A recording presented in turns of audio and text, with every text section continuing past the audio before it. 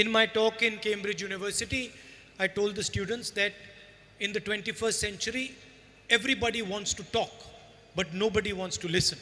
But if you think about it, talking without listening is completely useless. And we did the Bharat Chodo Yatra for the same purpose.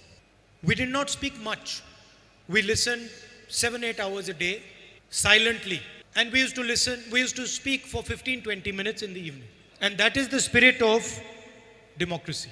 Now, there is a group of people who are in power in Delhi who do not seem to understand this.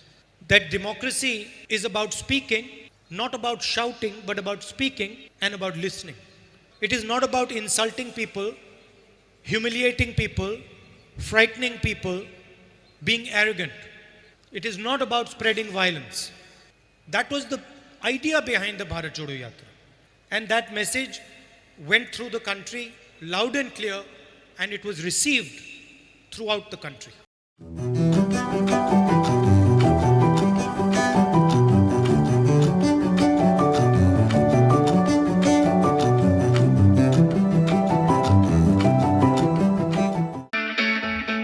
It's great to see you here. Thank you for watching our work.